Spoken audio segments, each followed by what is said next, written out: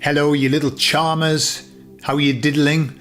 Today I'm going to talk about a conversation I had with the guys upstairs, and the gals probably, about the power of our expectation and what it can do and what it can't do. Because it does have limits. I'll tell you all about it on the other side.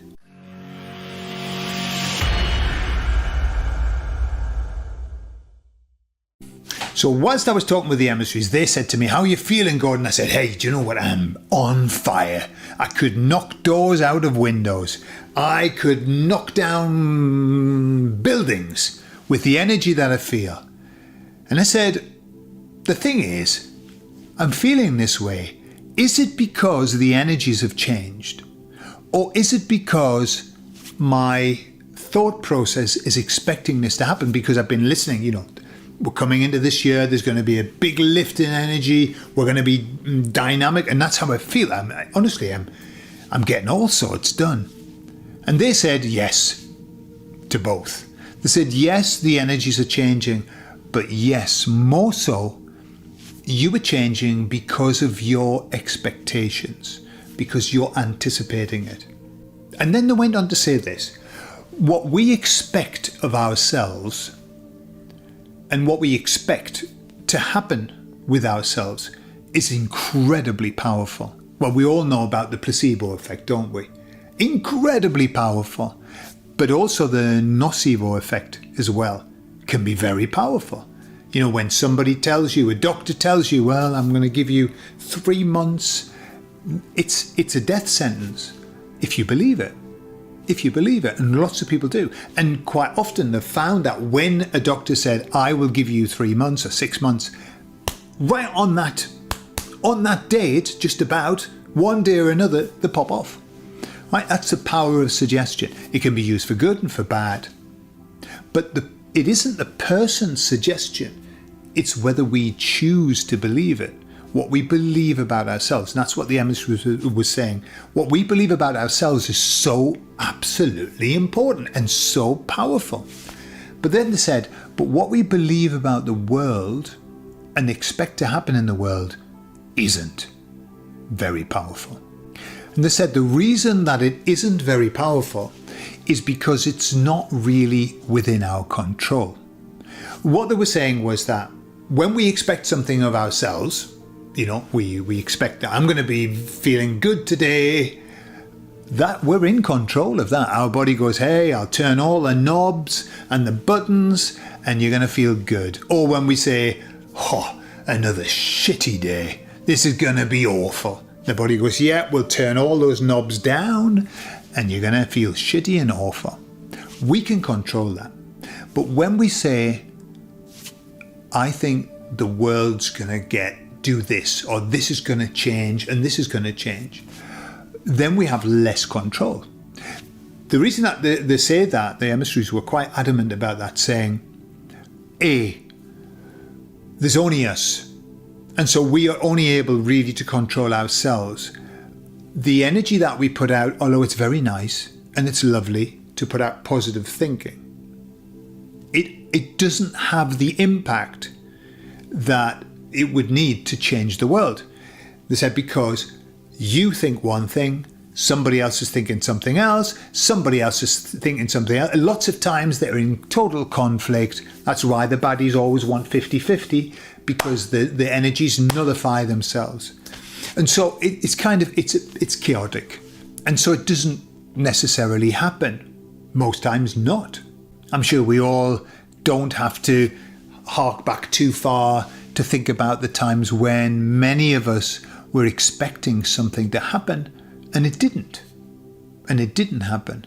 The whole Mr. T stuff, and we were it's going to happen, and it didn't.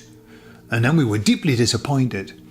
But our expectation was very high. There were lots of people that had incredible expectations that didn't come true. The emissaries are saying that's because they're not powerful enough. We know that we can be. When we unite, when there's enough people getting together thinking the same thing, the same intention, boy, does that have power. but we're scattered individuals, and well, we haven't united yet. When we do unite, that's when the shit's going to hit the fan for the baddies. But at the moment, we're not. We're all individuals. So the only thing that we've got in our power is to sort ourselves out.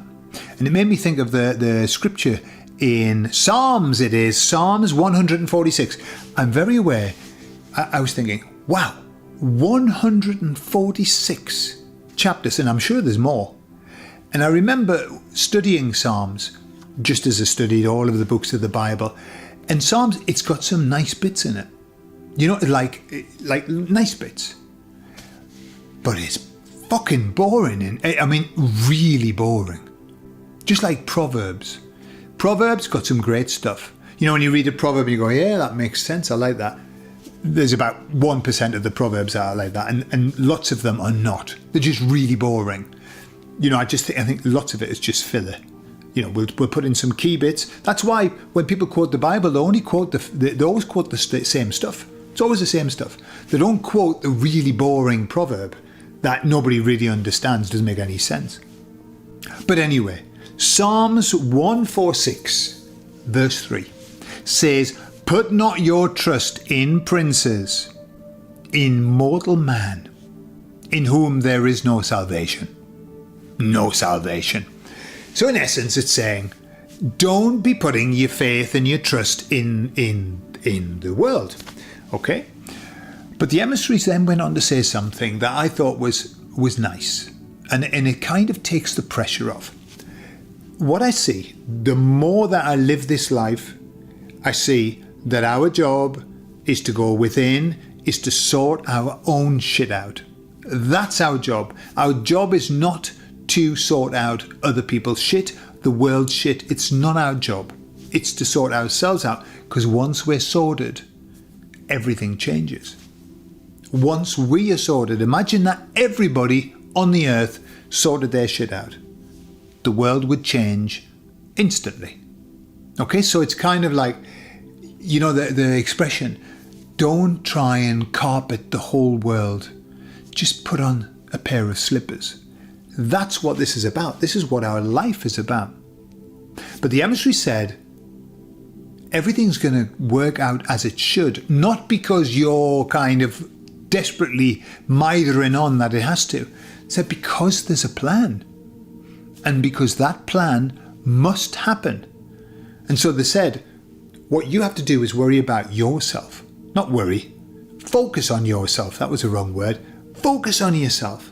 Focus on you getting better, being the best version of yourself that you can. And understand that the rest will be sorted. And it's a hard concept to get because, you know, I mean, all of my life I've been a fixer. I am a fixer. There's an issue, I want to fix it. I want to fix it, I come up with ideas how to fix it. And so it's very difficult to actually take that step back and understand, hang on a minute, there's a higher plan going on here. And me sticking my, you know, spanner in there could just make it worse. It could make it worse. And I saw the other day a snippet from The Matrix. I love The Matrix. I think it's as we said many times, it's a documentary, not a film. But I saw this snippet of where Neo is talking to the Oracle, the lady. And we'll just watch it. How can I make a choice? Because you didn't come here to make the choice. You've already made it. You're here to try to understand why you made it. And I don't know why it is that I didn't see that when I watched the film. I've watched the film about 5 times, I think. I don't understand why I didn't see that, but now I do. That message that we didn't come here to make choices because we've already made them. The emissaries have said this so many times. The free will is exerted before we come here. And we're here, as the Oracle said, to try and discover why we made that choice. And that's why we've got to surrender ourselves, really. We surrender ourselves to this journey. And instead of worrying that we are responsible for putting it right, what we do is we just focus on making ourselves the very best that we can. And understanding that there's already a plan in place. There's already a plan in place. So wow, how about that? That's liberating, isn't it? It's liberating. But it's also a big responsibility. Because then you've got nobody you can blame. You can't blame anybody else. Your responsibility is to put yourself right. And you can't say, well, it's them. It's what's happening in the world. It's all of that. No, it's you. And you alone. And me alone. And all of us alone. Together, united, alone. I love you all, and I'll speak to you all later. All right.